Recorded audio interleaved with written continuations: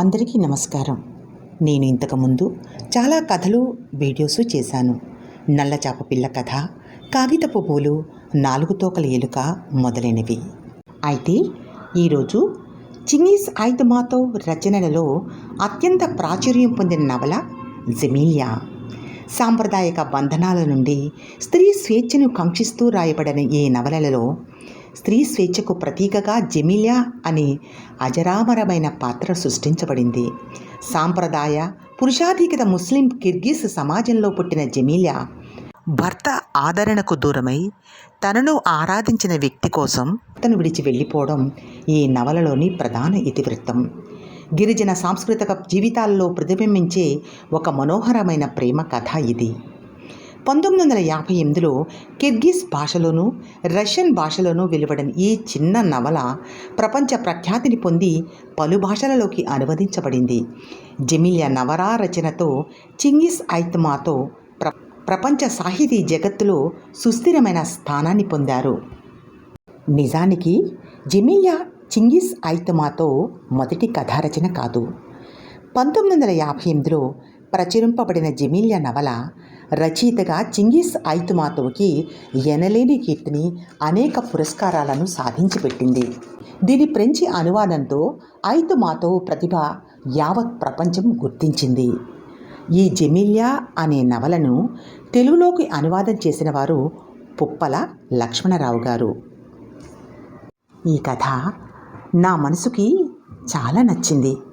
1985లో నల్లధనం అనే అంశం మీద నేనిచ్చిన ఉపన్యాసానికి ఒక సంస్థ వారు వి ద పీపుల్ అనే పుస్తకంతో పాటు ₹25 బహుమతిగా ఇచ్చారు. ఆ డబ్బుతో 5 పుస్తకాలు కొన్నాను. అందులో జమీలియా పుస్తకం ఒకటి. దీని ఖరీదు అప్పట్లో కేవలం ₹1 మాత్రమే. ఈ జమీలియా కథ ఎంత నచ్చిందంటే నా కూతురికి 1990లో జమీలియా అనే పేరు పెట్టుకునేటంతగా. రచయిత చెప్పినట్లుగా జమీలియా ఒక ప్రేమ కథ. శక్తి, సౌందర్యము, ప్రేమ, ధైర్యము, సాహసము కలగలపు కథ. కలకాలం నుండి పాతుకుపోయిన దురాభిప్రాయాలను అధిగమించి అజ్ఞాత నూతన జీవితాన్ని అందుకోవడానికి ముందడుగు వేసిన ప్రేమ కథ. ఈ నవలలోని కథ సుమారు 1940-45 మధ్యకాలంలో రెండవ ప్రపంచ యుద్ధం జరుగుతున్న సమయంలో జరిగింది. కిర్గిజిస్తాన్ మధ్య ఆసియాలోని ఒక దేశం. ఇక్కడ ప్రజలు కిర్గిజ్ జాతికి చెందిన గిరిజన్ ముస్లింలు. వీరికి సనాతన సాంప్రదాయాలతో పాటు పితృస్వామ్య భావజాలాలు ప్రబలంగా ఉండేవి. అయితే 1924లో కిర్గిస్తాన్ ప్రాంతాన్ని సోవియట్ యూనియన్ ఒక రిపబ్లిక్గా మారడం వల్ల సోవియట్ యూనియన్ ప్రభుత్వము కిర్గిజ్ ప్రాంతంలోని స్త్రీ విద్యను ప్రోత్సహించడమే కాక ఆ రిపబ్లిక్లో సమిష్టి వ్యవసాయ క్షేత్రాల అభివృద్ధిని చేపట్టింది. సనాతన సాంప్రదాయాలలో మగ్గిపోయిన కిర్గిజ్ మహిళలకు సాంప్రదాయ సంఖ్యలను ఛేదించుకుని బయటపడడానికి, వారికి నచ్చిన జీవితంలో కొత్త దారులలో పయనించడానికి సహకరించింది. ఇటువంటి నేపథ్యంలో నాటి సనాతన కుటుంబం నుండి వచ్చిన నిజాయితీ, ధైర్యం కల జమీలియా భర్త ప్రేమకు దూరమై ఆ ప్రేమ కోసం, తనను ప్రేమించే వ్యక్తి కోసం నచ్చిన కొత్త జీవితాన్ని అందుకోవడానికి ముందడుగు వేయడం ప్రధానంగా చిత్రించబడింది. రెండవ ప్రపంచ యుద్ధంలో భాగంగా రష్యా, జర్మనీల మధ్య యుద్ధం ముమ్మరంగా సాగుతున్న కాలం అది. దేశ రక్షణకై నిర్బంధంగా సైన్యంలోకి తరలించబడిన రష్యన్ యువకులలో కిర్గిజ్ ప్రాంతానికి చెందిన సాదిక్ ఒకడు. సైన్యంలో చేరాల్సిందిగా పిలుపు రావడంతో పెళ్ళైన 4 నెలలకి సాదిక్ అనివార్యంగా యుద్ధరంగానికి పోవలసి వస్తుంది. అలా పోతూ తన భార్య జమీలియాను కుర్గురో గ్రామంలో ఉన్న తన ఉమ్మడి కుటుంబంలో వదిలి వెళ్ళిపోతాడు. సనాతన సాంప్రదాయాలను, కట్టుబాట్లను తూచా తప్పకుండా పాటించే ఆ గ్రామీణ ఉమ్మడి కుటుంబంలో ఉన్న సభ్యులందరూ అహర్నిశలు కష్టపడుతూ సమిష్ట వ్యవసాయ క్షేత్రంలో గోధుమలు పండిస్తూ ఉంటారు. ఒకవైపు పంటను పండించడం, అలా పండిన ధాన్యాన్ని సైన్యానికి సరఫరా చేయడం కోసం సమీప పట్టణంలో ఉన్న రైల్వే స్టేషన్ యార్డుకు తోలికెడుతూ గడపడంలోనే వారి కాలం గడిచిపోతూ ఉంటుంది. నవల ఇతివృత్తాన్ని చింగిస్ ఐత్మాతో ఒక చిన్న పిల్లవాడి స్వరం ద్వారా చెప్పిస్తాడు. అతడే స్వీట్, ఒక ఆర్టిస్ట్. జమీల్య మరిది సాదిక్ తమ్ముడు. అన్నలు యుద్ధభూమికి వెళ్ళినప్పుడు వదిన జమీల్యకు చేదోడు వాదోడుగా ఉంటూ ఆమె పట్ల అంతులేని అభిమానంతో ఉండే పాత్ర. కథ యావత్తూ ఇతని కోణం నుంచే చెప్పబడుతుంది. మరి ఇక స్వీట్ చెబుతున్న కథలోకి వెడదామా? జమీల్య అంటే నాకు చాలా ఇష్టం. మరి నేనంటే ఆమెకు కూడా ఇష్టమే. మేమిద్దరం చాలా స్నేహంగా ఉండేవాళ్ళము. కానీ పేర్లు పెట్టి పిలుచుకునే ధైర్యం లేదు. జమీల్య వేరే కుటుంబం అయి ఉంటే నేను ఆమెను జమీల్య అని పిలిచేవాడిని. కానీ అన్నగారి భార్య అవడం వల్ల నేను వదిన అని పిలిచేవాడిని. ఆమె కూడా నన్ను చిట్టి మరిదని పిలిచేది. నేను అంత చిన్న పిల్లవాడిని కాకపోయినప్పటికీ మా మధ్య పెద్ద వయసు తేడా లేకపోయినా పినిమిటి తమ్ముణ్ణి ఇంటి కోడలి చిట్టి మరిది చిట్టి అని పిలవడం మా గ్రామంలోని ఆనవాయితీ. 2 ఏళ్ల సంసారము మా అమ్మే చక్కబెట్టేది. మా పెద్ద కుటుంబంలో ఎల్లప్పుడూ సామరస్యం సమృద్ధిగా ఉండినందుకు మా అమ్మనే చెప్పుకోవాలి. ఇంట్లో పెత్తనం అంతా అమ్మదే.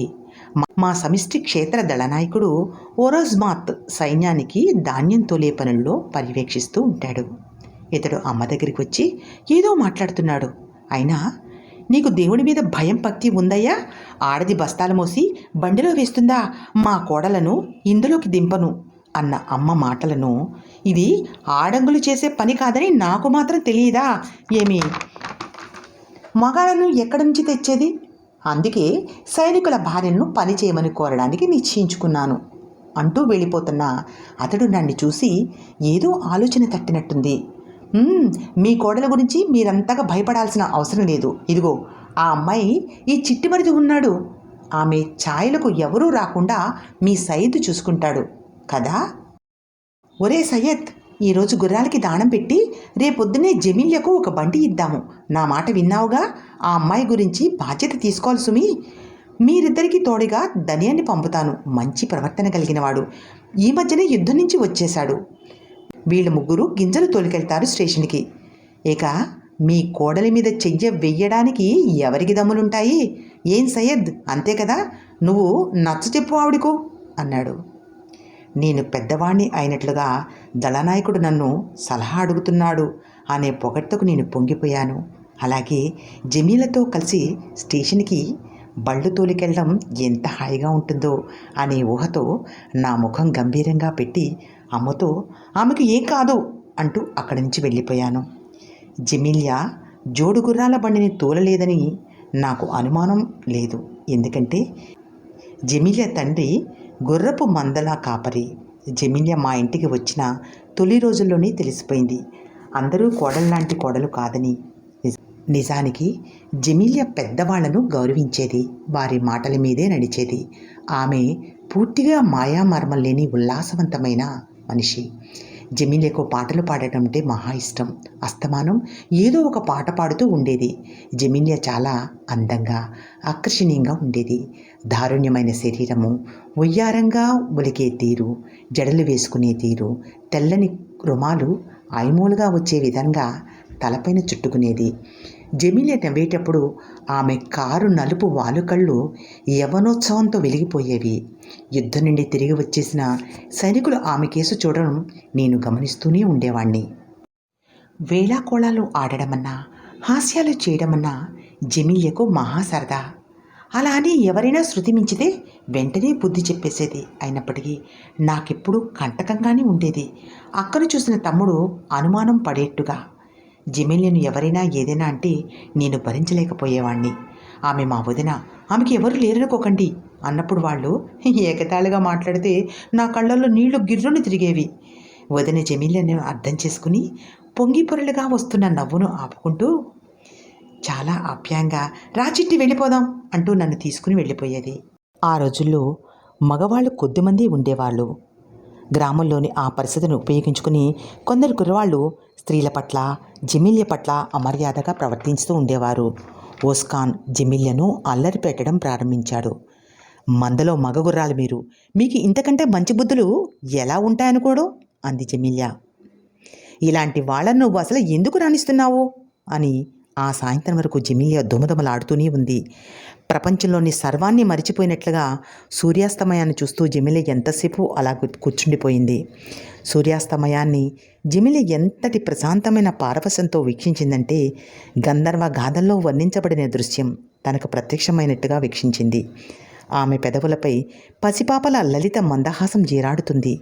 నా నోటి నుండి ఇంకా పూర్తిగా బయటకు రాని నా మందలింపు జవాబుగా, వాడి గురించి నీవేం పట్టించుకోకు చిట్టి. మనిషి మనసులో ఏముంటుంది అదే బయటకు వస్తుంది. ఈ ప్రపంచంలో ఇలాంటి వాళ్ళు అసలు ఉండరేమో అంటూ జెమిలియా నా చేయి పట్టుకుని నన్ను తీసుకెళ్ళిపోయింది. ఒకరోజు సాదిక్ నుండి అందిన ఉత్తరానికి జవాబు రాయడం మొదలుపెట్టాను. మాలో అన్నలు నాన్న పేరిట ఉత్తరాలు రాసేవారు. ఆ ఉత్తరాలు అన్నీ మందలో గొర్రెపిల్లలాగా ఒకే పక్కీలో ఉండేవి. అలాగే సాదిక్ తన ఉత్తరాలను నమస్కారాలు చేసి వ్రాయినది. అలాగే అందరినీ పేరు పేరున పలకరించి నా భార్య జమీన్ను కూడా అడిగానని చెప్పవలను అని రాసేవాడు. అంటే పెళ్ళం పేర ఉత్తరం రాయడం అసలు చిరాకు, అసహ్యంగా ఉంటుంది. ఇది సాదిక్ అభిప్రాయమే కాదు, ఆత్మగౌరవం ఉన్న ప్రతి మగవాడి అభిప్రాయము. ఉత్తరం వచ్చే సమయానికి జమీన్ ఇంట్లో ఉంటే ఉత్తరం చదువుకోమని ఆమెకిచ్చేవారు. ఆ ఉత్తరాన్ని మనసులోని త్వరగా చదువుకునేది. కానీ కడపటి పంక్తులు చదవకుండానే ఆమె అమ్మకిచ్చేసేది. ఎరువు తెచ్చుకున్న వస్తువు తిరిగి ఇచ్చేసినట్లుగా. కోడల్ని అమ్మ తన పద్ధతిలో అర్థం చేసుకుని అమ్మాయిని ఉత్సాహపరచడానికి నిశ్చయించుకునేది. ఇలా ఉంటే ఎలా చెప్పు? సంతోషంగా ఉండడానికి పోయి మొహం అలా వేలాడేసి కూర్చుంటే ఎలా? అయినా యుద్ధానికి వెళ్ళినవాడు నీ మొగుడు ఒక్కడేనా ఏమిటి? కష్టం నీ ఒక్కరికే కాదు, ప్రజలందరూ దుఃఖంతో ఉన్నారు. వారిని కలిసి ఓదార్చుకోవాలి. మొగుళ్ళు యుద్ధానికి వెళ్ళిపోయిన ఆడకుతులు మన దేశంలో చాలామంది ఉన్నారు. నీకు విచారంగా లేదని నేను అనడం లేదు. పైగా అలా ఉండకూడదు, మనసులో నీ ఉంచుకోవాలి. జమీలా ఏమీ అనేది కాదు. మండితనం, విచారంతో కూడిన ఆమె చూపులు నీకేమీ అర్థం కాదు అత్తయ్య అన్నట్టుగా ఉండేవి. దళనాయకుడు ఉదయం నాతో చెప్పింది, దనియర్ తన గుర్రాలను లూసెర్న్ గడ్డి బయట ఉంచాడు. అలాగే దనియర్ నాకు కనిపించాడు. అదే సమయానికి దనియార్ తన బండి చక్రాలకు కందెలు వేసి వాటిని ఇరుసు తగిలించి సేల బిగిస్తున్నాడు. ఓ దనియార్, పల్లెలో మేస్తున్న గుర్రాలు నీవేనా ఏమిటి?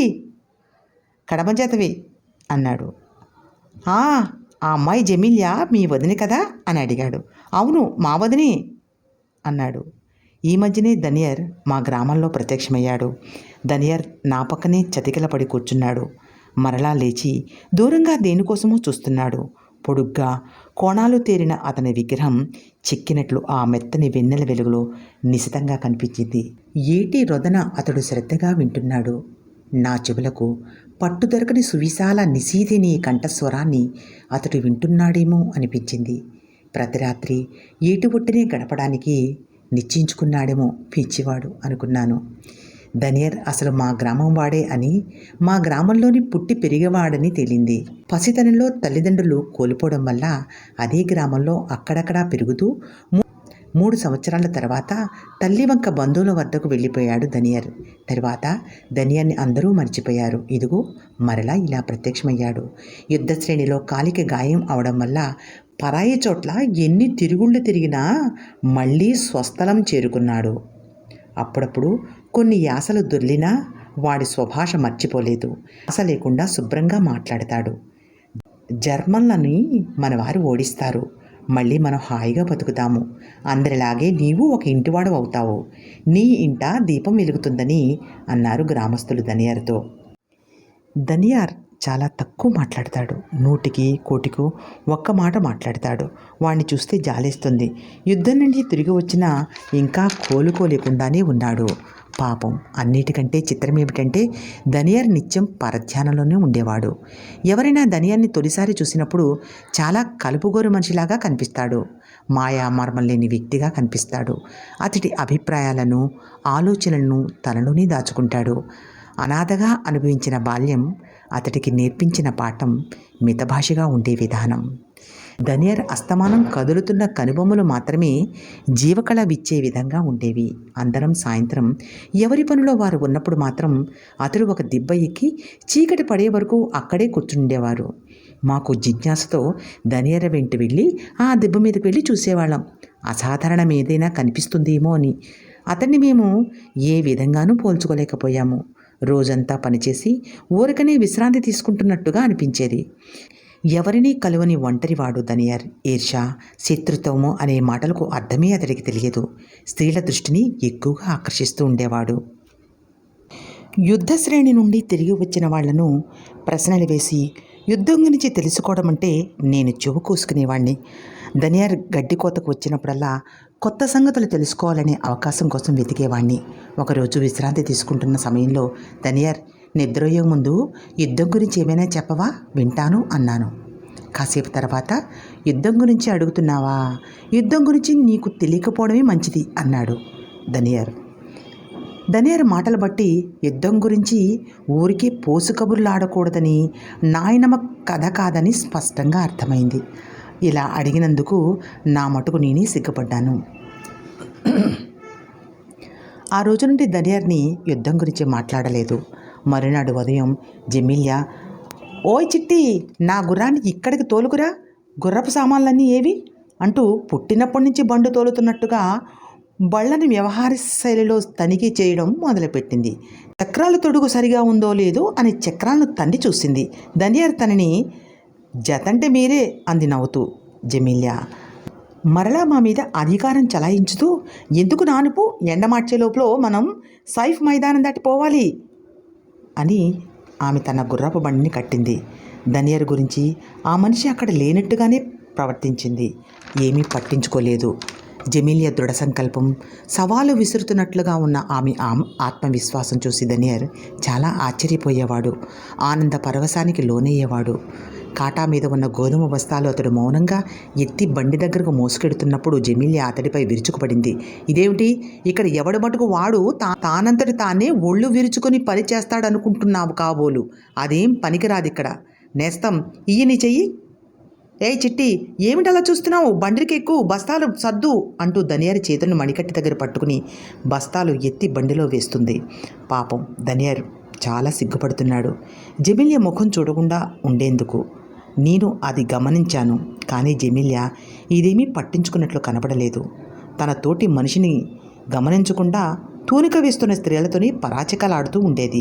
బస్తాలు వేసుకోవడం పూర్తయిన తర్వాత కళ్ళాలు చేతబుచ్చుకున్నాక జమీలియా కొంటిగా కన్నుగిట్టి నవ్వుతూ, ఏయ్ నిన్నేనోయ్, నీ పేరు ధనియర్ కదూ, నువ్వు మగాడిలా కనిపిస్తున్నావులే, అందుకని నువ్వే ముందు పద అంది.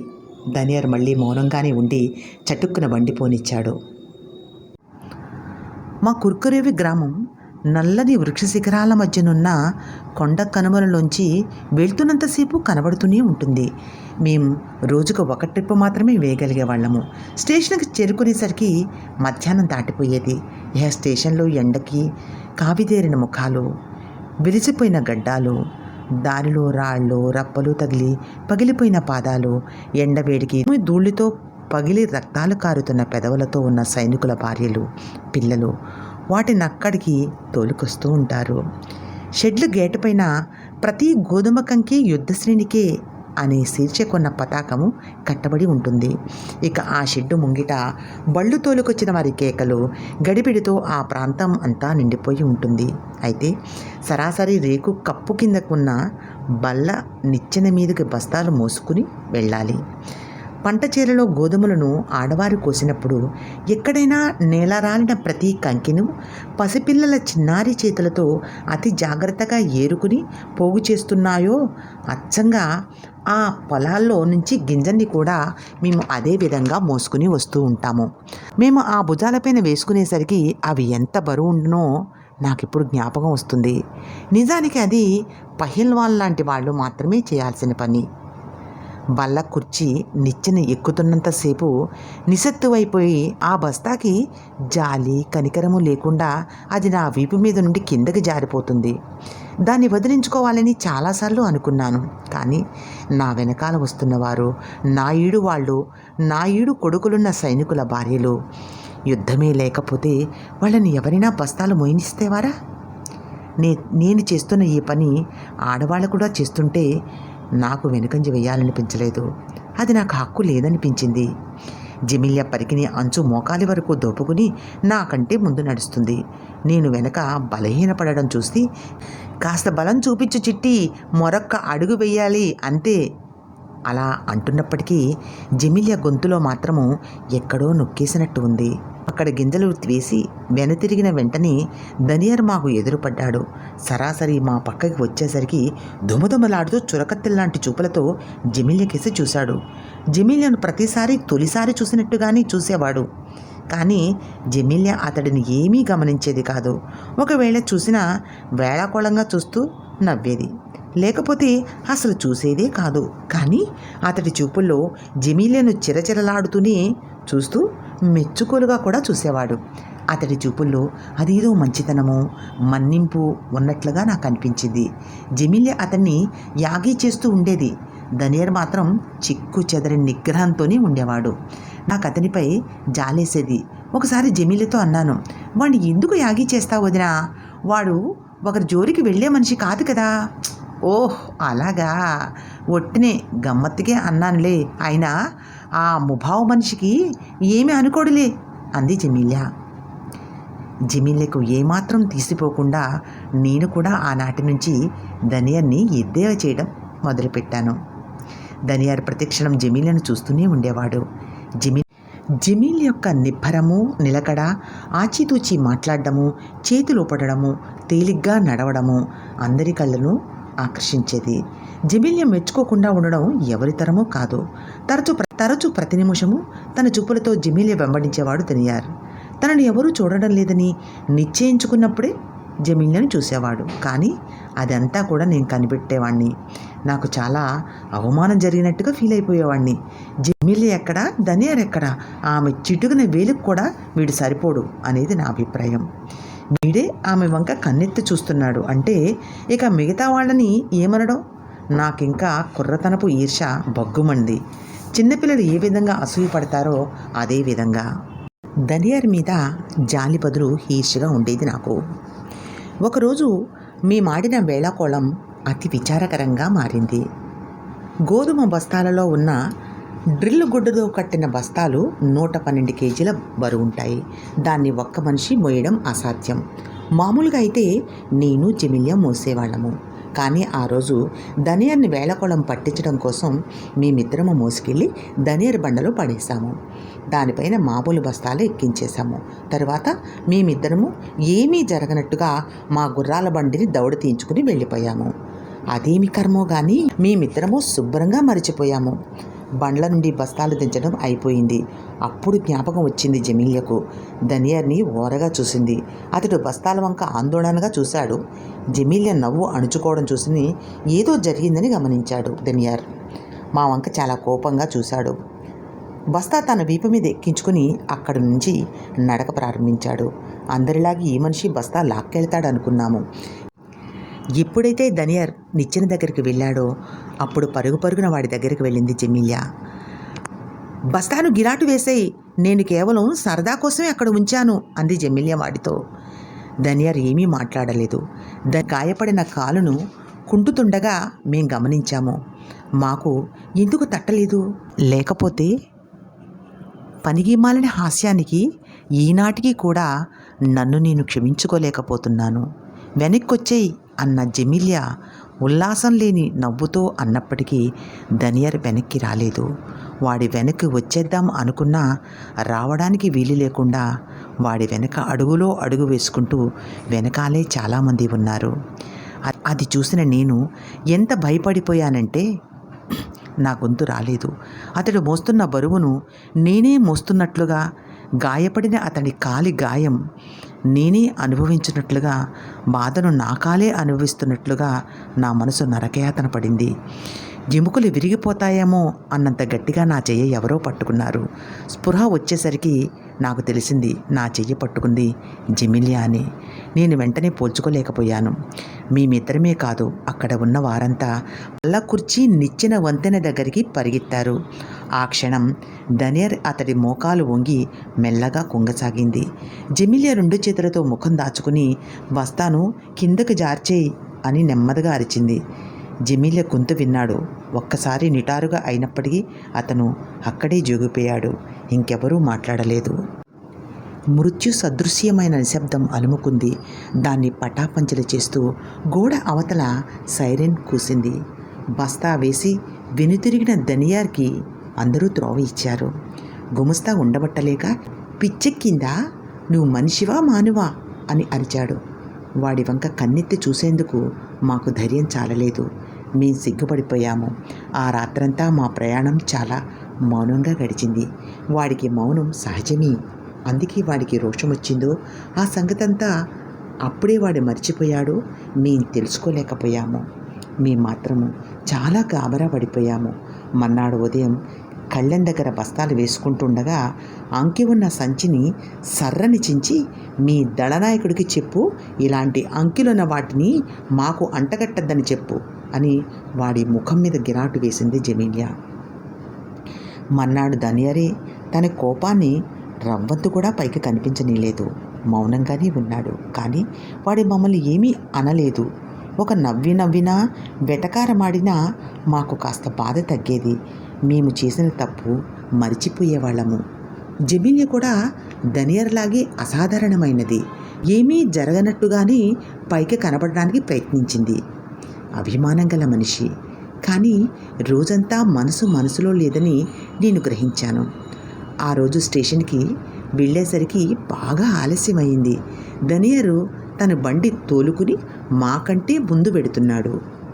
జమీలియా అదేదో పాట మెల్లగా పాడుతుంది. మా మౌనాన్ని భరించలేకుండా ఉందని అర్థమైంది. పాట పాడడం ప్రారంభించింది. ఏ ఆర్భాటమూ లేకుండా సహజంగా భావోద్రేకంగా పాడుతూ ఉండేది. అందుచేత ఆమె పాడుతుంటే వినడానికి ఎంతో హాయిగా ఉండేది. ఆమె పాట పాడుతూ మధ్యలో ఆపేసి, దనియార్ పాట పాడవా అని అడిగింది. నీవే పాడు జమీలియా, వింటాను అన్నాడు దానియార్. ఏమ్మా, మాకు చెవులు లేవనుకున్నావా? మాకు ఉన్నాయి, మేము వింటాము. వాడిని మాటల్లోకి దించడం కోసమని మాట్లాడించిందని అనిపించింది. సరేలే, నీకు ఇష్టం లేకపోతే వద్దులే అంది జమీలియా. దనియార్, నువ్వు ఎవరినైనా ప్రేమించావా? దనియార్ ఏమీ జవాబు చెప్పలేదు. జమీలియా కూడా ఏమీ మాట్లాడలేదు. దనియార్ ఉన్నట్టుండి పాట మొదలుపెట్టాడు. వాడిది శ్రావ్యమైన కంఠం. అది నిజంగానే దనియార్దేనా అని ఎవ్వరూ నమ్మరు. ఎంత బాగుందిరా అనకుండా ఉండలేకపోయాను.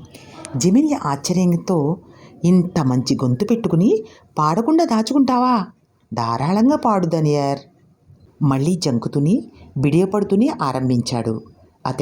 అతడి స్వర మాధుర్యంలో ఎంతటి భావ తీవ్రత, ఉద్రేకం నిండి ఉండెనో కదా అని ఆశ్చర్యపోయాను. అటువంటి పాటను అంతకు ముందెప్పుడు నేను వినలేదు. అది కిర్గిజ్ స్వరమూ కాదు, కజాబ్ స్వరమూ కాదు, రెండూ కలిపి ఉన్నాయి. అసలు దనియారు ఇలా ఉంటాడన్నమాట. ఇలా అనుకునేందుకు కూడా వీలు లేకుండా పోయింది ఎవరికి. దనియార్ స్వప్నదర్శక స్వభావము, ఏకాంతాభిలాష, మిత భాషణము ఇప్పుడు అర్థమైంది. సాయంకాలం ఆ దిబ్బ మీద ఎందుకలా కూర్చునేవాడో, ఏటి ఒడ్డున రాత్రులు ఒంటరిగా ఎందుకు గడిపేవాడో, ఇతరులకు వినపడని ధ్వనులు నిరంతరం ఎందుకు వింటుండేవాడో అనేది నేను అర్థం చేసుకున్నాను. తన గాత్రం ఎంత గొప్పదైనప్పటికీ ఉదాసీనుడైన వ్యక్తిలాగా గానం చేయలేదు. దనియార్ మైమరిచి ఎంతసేపు పాడాడు. జమీలియా కూడా తన బండిని అతడి వైపే దౌడ తీయిస్తుందనుకున్నాను. కానీ జమీలియా కదలలేదు, మెదలలేదు. నిలవకుండా ఎగిరిపోతూ గాలిలో ఎక్కడికో పారిపోతున్న కంటికి కనబడని స్వరాన్ని అలా వింటూనే కూర్చుండిపోయింది. దనియార్ బండి తోలుకుని వెళ్ళిపోయాడు. మేమిద్దరం అసలు మాట్లాడుకోలేదు. అసలు మాట్లాడుకునేందుకు అవసరం లేకపోయింది. దనియార్ కంఠస్వరం నాలో స్థిర నివాసం ఏర్పరచుకుంది. అర్ధ నిమిలిత నేత్రాలతో వినేవాణ్ణి దనియార్ పాట. ఐహిక సౌందర్య మనస్తాపాల ప్రపంచాన్ని నేను చూడగలిగినట్లుగా దనియార్ పాట నాకు కనువిప్పు కలిగించింది. తన జన్మభూమి కోసం ఆవేదన పడినవాడు, దాని ప్రేమ కోసం బాధలు పడినవాడు మాత్రమే ఈ విధంగా ప్రేమించగలుగుతారని అర్థమైంది. తాను పుట్టిన గడ్డ గురించి అతడు పాడే విధానం, ఆ జన్మభూమిని దనియార్ ఎంతగా ప్రేమిస్తున్నాడో అర్థమైంది. బొమ్మలు వేయడం అంటే నాకు చిన్నప్పటి నుంచి చాలా సరదా. స్కూల్లో నేను గోడ వార్తాపత్రికకు వేసిన బొమ్మల్ని మా మాస్టారు మెచ్చుకునేవారు. కానీ తరువాత యుద్ధం మొదలైంది. అన్నలు సైన్యంలో చేరారు. మరి నా 7 పిల్లలందరూ స్కూలు మానేసి సమిష్టి వ్యవసాయ క్షేత్రంలో పనికెళ్ళారు. రంగులు, కుంచులు వీటి సంగతి మరిచిపోయాను. కానీ ధనియార్ పాట నా మనసును మళ్ళీ మేల్కొల్పింది. కలలో తిరుగుతున్నట్లుగా, ప్రపంచాన్ని తొలిసారిగా చూసినట్లుగా దిగ్భ్రాంతికి లోనయ్యాను. మరి జమీలియా తటాలను ఎంతగా మారిపోయింది. ఎప్పుడూ ఆనందంగా నవ్వుతుండే జమీలియా తనకు అర్థం కాని పిరికితనానికి లొంగిపోయినట్లుగా ఆగిపోయింది. ధనియాన్ని తప్పించుకుని తిరిగేది, వాడికేసి చూసేది కాదు. ఒకరోజు కళ్ళెం దగ్గర ధనియాన్ని చూసి బాధాజనితమై నిరసించిన చికాకుతో, నీ షర్టు ఇప్పివ్వు, దాన్ని ఉతుకుతాను అంటూ షర్టు తీసుకుని ఏటిలో ఉతికి దాన్ని నేలపైన ఆరవేసి సాపు చేస్తూ విచారంగా చాలాసేపు అక్కడే కూర్చుండిపోయింది. ధనియార్, జమీలియాల మధ్య ఉన్న సంబంధం గురించి నాకు ఇంకా స్పష్టం కాలేదు. రాత్రిపూట మేం గ్రామానికి తిరిగి వస్తూ ధనియార్ పాట విన్నప్పుడు మరెందుచేతనో నేను చెప్పలేను, కానీ వాళ్ళిద్దరూ సుఖంగా ఉండాలనే కోరిక నాలో పుట్టుకొచ్చింది. నాకెంతో సంతోషం కలిగింది. ఎప్పుడూ కోపంగా ఎవరితోనూ కలవకుండా ఉండే ధనియార్ ఇంత మంచి గొంతుతో పాట పాడడం సాధ్యమా? జమీలియా అతన్ని ఆశ్చర్యంతో పరవశురాలై చలించిపోతూ అతడి వైపు చేయి చాపడం నేను చూశాను. కానీ ధనియార్ చూడలేదు. ఒక క్షణం జమీలియా తమానించుకుంది. ఇలా రా చిట్టి, ఇక్కడ కాసేపు కూర్చుందాం. అలా కూర్చున్నప్పుడు తనకు ఏదో చెబుతుందని అనుకునేవాణ్ణి. కానీ జమీలియా ఏమీ మాట్లాడకుండా తలను ఒళ్ళో పెట్టుకుని ఎక్కడికో దూరంగా చూస్తూ ముళ్ళలాంటి తన వెంట్రుకలను నిమిరింది. ఆ క్షణం జమీలియా దేనికో బాధపడుతుందని గ్రహించాను. ఆ ఒక్క క్షణం ఆమెను నేను చూసేసరికి ఆ ముఖంలో నన్ను నేను ఊహించుకున్నాను. కానీ మా అన్నగారి భార్య అని తమాయించుకున్నాను. జమీలియా కూడా ధనియార్ని ప్రేమించుతున్నట్లు అనిపించింది. నాలాగా మరలా ఇష్టాన్ని పోగొట్టుకుంటుందనిపించింది. కానీ ఆ ఆలోచన నాలో కేవలం క్షణం మాత్రమే తలెత్తాయి. వెంటనే నా మనసు నుండి తుడిచేశాను. ఆమె ఎంత మనోహరంగా, అందంగా ఉండేదో ఆమె మోములో భావాన్ని వ్యక్తీకరించగలమా అనిపించేది. నేను ఇదంతా అర్థం చేసుకోలేకపోయాను. ఎప్పుడైనా నన్ను నేను ప్రశ్నించుకుంటాను. కళాకారుడు, కవి అనుభవించే ఉద్దీపనే కాబోలు ప్రేమ. జమీలియాను చూస్తుంటే నాకు సైఫ్ మైదానంలో పరిగెత్తాలని, నాకు అర్థం కాని ఆనందాన్ని ఏమి చెయ్యను అని మొరపెట్టుకోవాలని, భూమిని ఆకాశాన్ని అడగాలనిపించింది. దీనికి ఒకనాడు జవాబు దొరికినట్లు తోచింది. నేను విభ్రాంతి చెందాను. అప్పుడు చూశాను ఆ విశాల సైఫ్ మైదానంలో 2 ప్రేమికుల్ని. వారు నన్ను గమనించలేదు. ఇద్దరూ ప్రపంచంలోని సర్వాన్ని మరిచిపోయి ఇద్దరూ తన్మయత్వంలో ఉన్నారు. ఎంతో బిడియపడే జమీలియా వాణ్ణి అట్టిపెట్టుకున్న జమీలియా నా జమీలియేనా? వాళ్ళు అపురూపమైన ఆనందంలో ఓలలాడుతున్న కొత్త వ్యక్తిలా అనిపించారు. ప్రేమ సర్వాన్ని ధనియార్ ఆమెకు సంపూర్ణంగా అర్పించాడు. అవును, వాడు ఆమె కోసమే గానం చేశాడు. నన్ను నేను ప్రశ్నించుకున్నాను. నా కోరిక ఏమిటో నాకు ఇప్పుడు స్పష్టంగా తెలిసింది. వారిద్దరిని చిత్రించుదామనే కోరిక నాలో పుట్టింది. మరి నేను చిత్రించగలనా? తీయని కైఫుతో, అహంకారపూరితమైన కోరికతో భవిష్యత్తులో నాకు ఎటువంటి ఇబ్బంది రాకూడదని అనుకున్నాను. ధనియార్ పాట ఉన్న పళంగా ఆగిపోయింది. వాణ్ణి జమీలియా ఉద్రేకంగా కౌగిలించుకుంది. కానీ వెంటనే వెనక్కి తగ్గి కన్నీళ్లు ఆపుకుంటూ, ఏమిటలా చూస్తున్నావు? నీ బండి తోలికెళ్ళు, బండెక్కు, కళ్ళెం పట్టుకో, మిమ్మల్ని చూస్తుంటే నాకు అసహ్యం వేస్తుంది. ఇంతలోనే ఈమెకి ఏమైంది? ఎందుకు అవస్థపడుతుంది? శాస్త్ర సమ్మతంగా పెండ్లాడిన పెనిమిటి బతికే ఉన్నాడు. మిలిటరీ ఆసుపత్రిలో గాయాల నుండి కోలుకుంటున్నాడు. ఆమె ప్రవర్తన నాకు కోపం వచ్చింది. అలాగే నా మీద నాకు కూడా కోపం వచ్చింది. ఈమె వల్ల ధనియార్ పాట పాడటం ఆపేస్తాడేమో. అప్పుడు జమీలియాను ద్వేషించి ఉండేవాడినేమో. ధనియార్ జమీలియాను నేను తప్పకుండా చిత్రిస్తాను. వాళ్ళిద్దరినీ ఎలా చిత్రించాలో నేను ఊహించుకున్నాను. ఇక కుంచే రంగులు పట్టుకుని చిత్రం వేయడమే. కళ్ళెం దగ్గరకు తిరిగి వెళ్ళేసరికి సంతోషంగా వెలిగిపోతున్న నా మనసు మేఘావృతమైపోయింది. జమీలియాను అక్కడ చూశాను. ముఖం దిగాలుగా వాడిపోయింది. రాత్రంతా నిద్రపోయినట్టు లేదు. నన్ను చూసి చిరునవ్వు నవ్వలేదు, నన్ను పలకరించలేదు. దళనాయకుడు అక్కడికి వచ్చాడు. జెమిలియా అతడి దగ్గరికి వెళ్ళి, మీ బండి మీరు తీసుకెళ్ళండి, మీకు ఇష్టం వచ్చిన చోటుకి నన్ను పంపండి, ఇక స్టేషన్కి బండి తోలికెళ్ళేది లేదు అని ఖచ్చితంగా చెప్పింది జెమిలియా. ఏమిటి తల్లి, నేను ఏమైనా జోరీగా కుట్టిందా అన్నాడు ఆశ్చర్యంగా. జోరీగా దోళ్లు కుడతాయి, నన్ను ప్రశ్నలు వేసి విసిగించకండి, నాకు ఇష్టం లేదు అంతే. ఒరాజ్మాత్ ముఖం చిరును మాయమైపోయింది. నీకు ఇష్టం ఉన్నా లేకపోయినా నువ్వు మాత్రం స్టేషన్కి గింజలు తోలికెళ్లాల్సిందే అంటూ వెళ్ళిపోతూ, నిన్నెవరైనా ఏమైనా అంటే చెప్పు, అంతేగా పిచ్చి వేషాలు కట్టిపెట్టు, నువ్వు తోలికెళ్తున్న గింజలు సైనికులకు బ్రెడ్ కోసం, నీ పెనిమటి కూడా అక్కడే ఉన్నాడుగా అంటూ వెళ్ళిపోయాడు. జమీలకు చాలా చిరాకు అనిపించింది. ముఖం ఎర్రబడింది. తన పక్కనే ఉన్న ధనియాన్ని చూసి మెల్లగా నిట్టూర్చింది.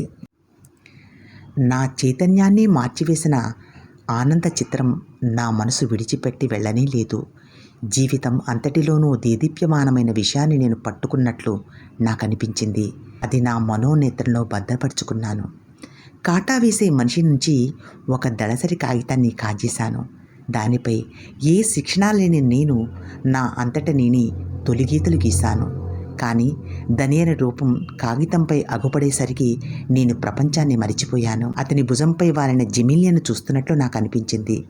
నేను మొదట స్వతంత్రంగా వేసిన చిత్రం అది.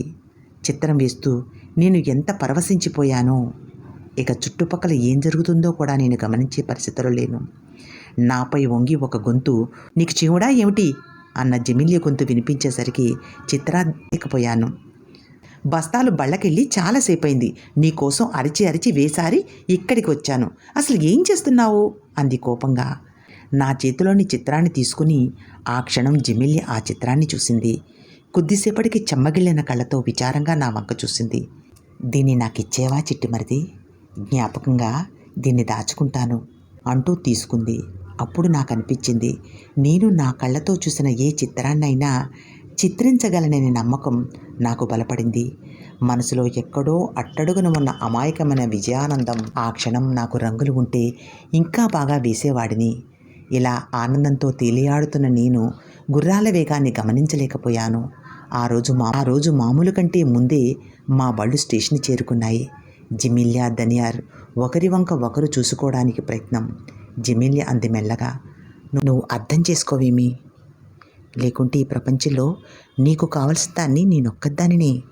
ధనియార్ మౌనంగా ఉండిపోయాడు, నేల చూపులు చూస్తూ. నాకు భరించడం సులభం అనుకున్నావా అంటూ జెమిలియా నిట్టూర్చింది. ధనియార్ మెల్లగా ఏదో అని తన గుర్రాల వద్దకు వెళ్ళిపోయాడు. జెమిలియా మాటలు అతన్ని ఊరడించాయో లేదో తెలియదు.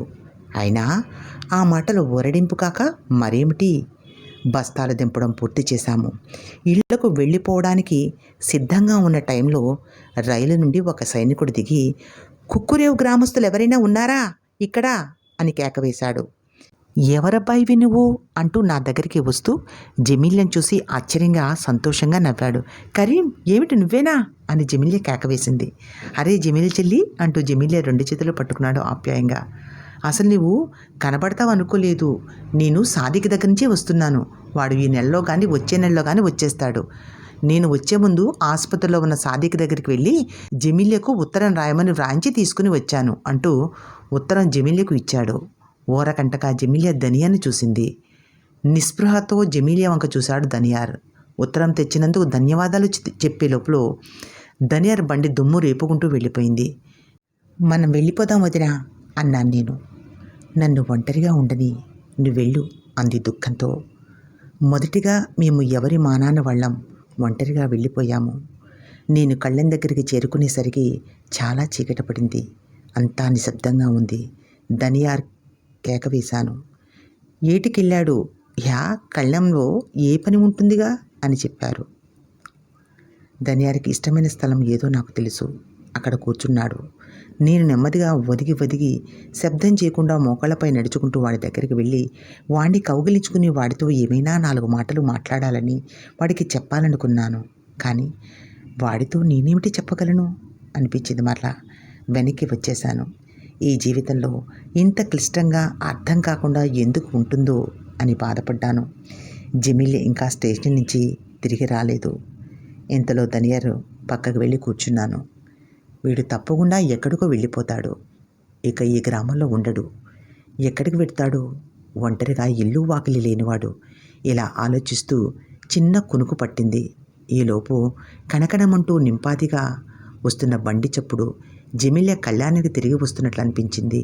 నేనెంతసేపు నిద్రపోయానో నాకే గుర్తులేదు. కానీ గడ్డిపై పడిన అడుగుల శబ్దం నా చెవుల వద్ద మర్మర ధ్వని చేశాయి. కళ్ళు తెరిచాను. అక్కడ ఉన్నది జమీలియా. గాబరాగా ధనియార్ పక్కన కూర్చుంది. ధనియార్, నేనొచ్చాను. నా అంతట నేనే వచ్చాను అంది జమీలియా మెల్లగా. చుట్టుపక్కలంతా నిశ్శబ్దం. మెరుపు ఒకటి చప్పుడు చేయకుండా ఆకాశం నుంచి కిందకి పాకింది. నీకు కోపంగా ఉంది కదూ? చెట్టు కోపంగా ఉంది కదూ? మళ్ళీ నిశ్శబ్దం. ఒడ్డు నుండి మట్టిగడ్డ ఒకటి జారి మృదువైన ధ్వనితో నీటిని చరిచి నదిలోకి జారిపోయింది. ధనియార్, తప్పు నాది కాదు, నీది కాదు అంటూ జమీలియా ధనియార్ని పెనవేసుకుంది. ధనియార్ చేతులతో ఉనికిపోతున్న ఆమె భుజాలను అదిమి పట్టుకున్నాడు. నీకంటే వాణ్ణి మిన్నగా ఎంచుకున్నానే అనుకున్నావేమో. అలా ఎన్నడూ అనుకోవద్దు. వాడు నన్ను ఏనాడూ ప్రేమించలేదు. నన్ను అడిగానని రాసేవాడు, అది కూడా ఉత్తరం చిట్ట చివర. నాకు వాడు అక్కర్లేదు. ఆలస్యంగా వచ్చినా వాడి ప్రేమ అక్కర్లేదు. లోకులు ఏమనుకున్నా నాకు ఏమీ పర్వాలేదు. నిన్ను ప్రేమించాను. ఒంటరిగాడివి నిన్ను నేను ఎవ్వరికీ ఇవ్వను. ఎప్పటి నుంచో నిన్ను ప్రేమించాను. నిన్ను తెలియకముందే నిన్ను ప్రేమించాను. నీకు ఈ విషయం తెలిసి నువ్వు ఇక్కడికి వచ్చావు కదూ అంది జమీలియా. నా ప్రియ జమీలియా, ప్రేయసి, ప్రియతమా అంటూ ధనియార్ కజాక్, కిర్గిజ్ భాషల్లో ఉన్న అన్ని ప్రేమ వచనాలతో ఆమెను సంబోధిస్తూ ఆమె చెవిలో గుసగుసమన్నాడు. నేను నిన్ను ఎంతకాలంగా ప్రేమిస్తున్నాను. కందకాల్లో ఉన్నప్పుడు నీ గురించి కలలు కన్నాను. నేను పుట్టిన గడ్డపైన నా ప్రేయసి ఉందని సంగతి నేను ఎరుగుదును. అది మరెవరో కాదు, జమీలియా. నా జమీలియవ నువ్వే అంటూ ఇటు తిరుగు, నేను నీ కళ్ళలోకి చూడని అన్నాడు ధనియార్. అదే క్షణం వర్షం తుఫానుగా మారి నేలను ముద్దు పెట్టుకుంటుంది. ధారాపాతంగా పడుతున్న వాన. నేను గడ్డిలోకి దూరి పడుకున్నాను. చేతి కింద నా గుండె గజగజా కొట్టుకుంటుంది. నా మనసు ఆనందంతో నిండిపోయింది. మనిషి దీర్ఘకాలంలో జబ్బు పడిన తర్వాత సూర్యుని చూసినప్పుడు ఎటువంటి ఆనందం కలుగుతుందో అదే ఆనందం నాకు కలిగి నేను నిద్రపోయాను. చిట్ట చివర కెంపువన్న కిరణాలు కొండల మీద ఉన్న మచ్చమచ్చల మబ్బుల వెనుక జారిపోయాయి. ధనియార్, జమీలియా వెనక్కి తిరిగి చూడకుండా రైల్వే స్టేషన్ వైపు నడిచారు. ముళ్ళ పొదల పైనుంచి వారి శిరస్సులు తళుక్కుమని మెరిశాయి. ఇక తర్వాత మరి వారు కనిపించలేదు. జమీలియా అని నా శక్తి అంతటితోనూ కేక వేశాను. కానీ నా కేక దేశ దిమ్మరిలా నలువైపులా తిరుగుతూ మారుమ్రోగింది. మరలా జమీలియా అని నేను మరొకసారి పిలిచాను. ఇక సరాసరి నీటిలోకి దూకి ఏరు దాటుతున్న వారి వెంట పరుగు పెట్టాను. కానీ అదే క్షణం నా కాలికి ఏదో తగిలి పడిపోయాను. మరి ఇక లేవలేకపోయాను. జమీలియా అని నేను కేక వేస్తూ ఏడ్చాను. కన్నీళ్లు నన్ను ఉక్కిరిపిక్కిరి చేశాయి. అత్యంత ప్రియమైన వారికి దూరమైపోతున్నాను. అలా నేల మీద పడుకున్న నాకు తటాలను అర్థమైంది. జమీలియాను ప్రేమించానని. అవును, అది నా తొలి వలపు, పసితనపు వలపు. తడిచిన నా మోచేతిపై ముఖం పెట్టుకుని చాలాసేపు పడుకుండిపోయాను. జమీలియా ధనియారులకే కాదు, నేను దూరం అయిపోయింది. నా పసితనానికి నేను దూరం అయిపోయాను. ప్రియమైన జమీలియా, నీవు వెళ్ళిపోయావు. ఒక్కసారి కూడా వెనక్కి తిరిగి చూడకుండా వెళ్ళిపోయావు. బహుశా అలసిపోయి ఉంటావు. నీలో విశ్వాసాన్ని నువ్వు కోల్పోయావేమో. ధనియార్ నీకు జీవగర్రా. అతని మీద ఆనుకో. జీవితం గురించి, ప్రేమ గురించి, భూప్రపంచం గురించి అతడి పాటలు నీకు వినిపిస్తాడు. అతడి పాటలు సైఫ్ మైదానానికి చైతన్యం వచ్చి రంగులు పులుముకుంది. నీవు చేసిన దానికి ఏనాడూ విచారించుకో. కష్టపడి ఆనందాన్ని, స్వేచ్ఛను సంపాదించుకున్నావు. అలా ఆలోచిస్తున్న నాకు ధనియార్ పాట వినపడింది.